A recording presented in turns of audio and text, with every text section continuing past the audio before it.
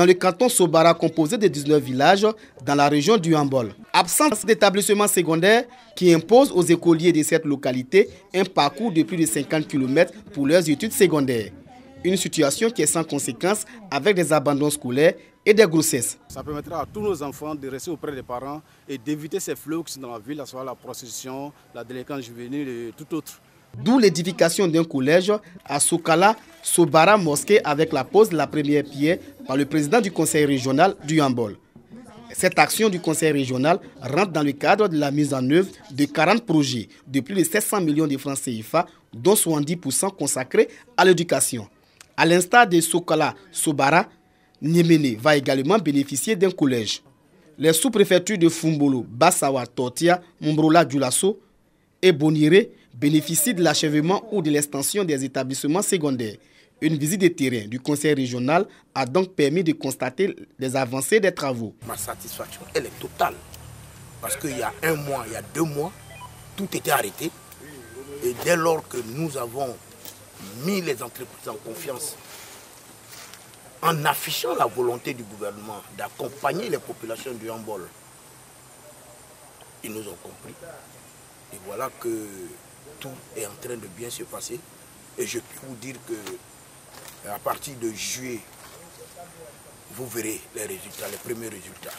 Les populations des localités visitées ont exprimé leur gratitude au président du conseil régional. Elles ont souhaité que les ouvrages puissent accueillir les élèves dès la rentrée scolaire 2018-2019 pour le bonheur des élèves et parents d'élèves.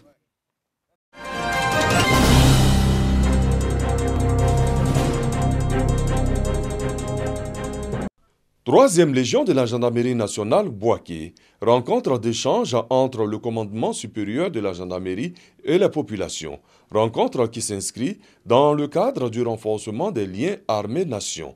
Dans la capitale de la région de Béké, Bouaké, les échanges ont surtout porté sur les braquages perpétrés dans la ville ces derniers temps. Le grand commandement de la gendarmerie nationale a exhorté les populations à travailler en étroite collaboration avec la gendarmerie dans la réussite de sa mission. Les populations ont invité le grand commandement de la gendarmerie nationale à intensifier les patrouilles de sécurisation, surtout le démantèlement des fumoirs pour le bien de la société. Une rencontre appréciée des populations. J'ai appris que nous pouvons avoir accès facilement à la gendarmerie pour nous venir en aide à nos ménages dans la ville et personnellement. Cette rencontre est allée droit à notre cœur. Il a demandé qu'on dise un peu qu'est-ce que nos enfants font. C'est la première rencontre, ça interpelle tout un chacun. Il y a un changement de comportement. Que ces populations comprennent que tout ce qui s'est passé récemment est révolu. Que nous allons passer aux actes, à la sanction, à la répression. Un numéro vert, le 145, a été mis à la disposition de la population pour joindre la gendarmerie nationale en cas d'urgence.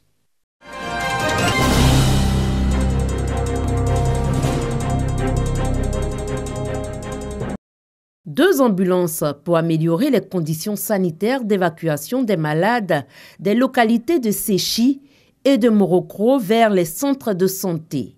Ces véhicules sanitaires, dont du conseil Café Cacao, ont été officiellement remis aux bénéficiaires par le ministre Maurice Kwaku Bandaman et le député Abdaman Bictogo.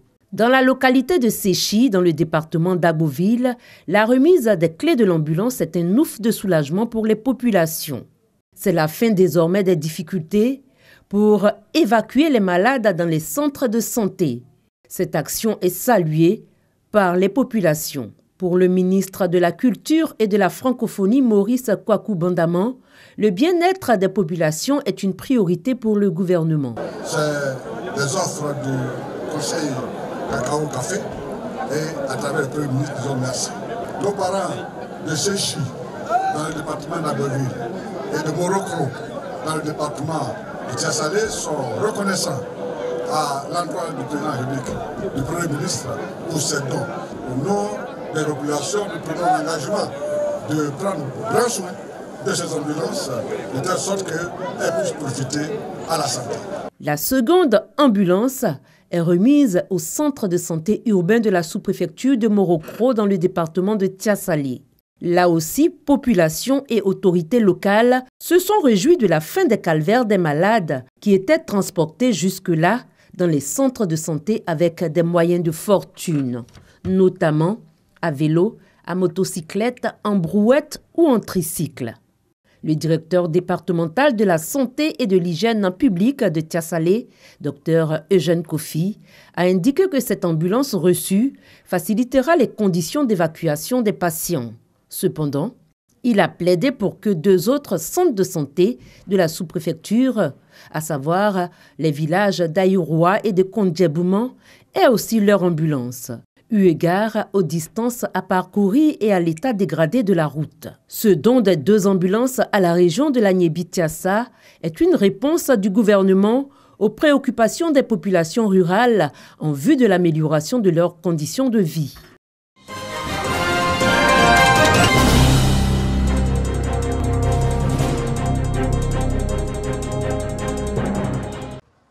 Raccordement et mise en fonction du château d'eau, création d'activités génératrices de revenus pour les femmes et les jeunes, dons de tables-bancs aux écoles et dons de pompes hydrauliques à plusieurs villages.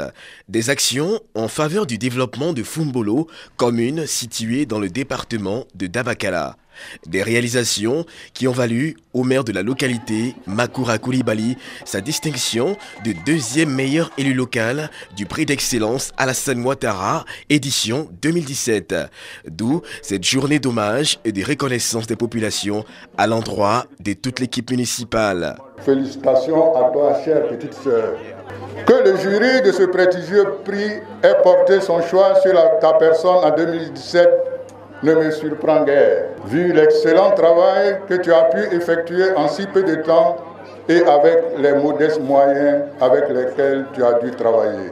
À travers ma modeste personne, c'est toute la population de Fumbolo qui est honorée, car dorénavant, il est acté dans les annales de l'histoire de la Côte d'Ivoire que Fumbolo est une commune d'excellence. Parrain de la cérémonie, le ministre de l'intégration africaine et des Ivoiriens de l'extérieur, représenté par le sénateur Azoumana Ouattara, fils de la région.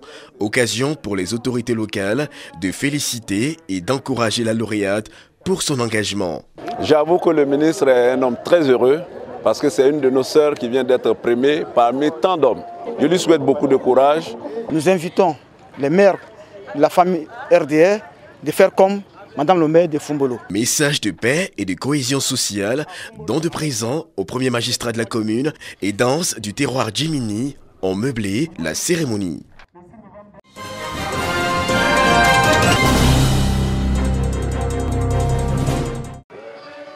Des jeunes venus du Mali, du Burkina Faso et de la Côte d'Ivoire militent pour des valeurs démocratiques comme véritable moyen de canalisation. Un nouvel instrument qui se veut fédérateur et gage de responsabilité pour les jeunes effectue ses premiers pas. La JIPAD, la jeunesse panafricaine démocratique. Son tout premier président, l'Ivoirien Soumaïla Sylla et ses camarades entendent contribuer au retour de certaines valeurs. La JIPAD, la jeunesse panafricaine démocrate, est une structure qui a pour objectif défendre la démocratie, les intérêts des jeunes, surtout défendre les institutions des républiques, lutter pour l'insertion socio-professionnelle des jeunes. Un engagement soutenu.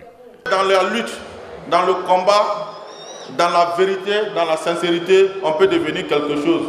Et puis surtout dire aux gens qu'en Côte d'Ivoire, c'est possible de passer de zéro à héros. Parce que tout ce que vous voyez, qu'il s'agit de Sidibé Aboulaye, qui est né à Bracody, qui est aujourd'hui le président de la commission des lois, c'est la commission la plus importante à l'Assemblée nationale. Le secrétaire d'État chargé de l'enseignement technique et de la formation professionnelle, invité spécial, donne sa vision. La responsabilité, c'est d'abord un comportement. Si vous voulez être responsable, il faut que cela se sente dans votre comportement. Vous avez décidé en toute liberté d'appartenir à un mouvement. Un mouvement qui se veut panafricain. Le panafricanisme, c'est aussi la solidarité entre les peuples d'Afrique. Et je voudrais saluer notre ami du Burkina et des autres pays qui sont ici. Sortir les jeunes de la manipulation et de toute autre forme de comportement déviant. La mission de la JIPAD débute par la Côte d'Ivoire avant de s'étendre au reste de l'Afrique.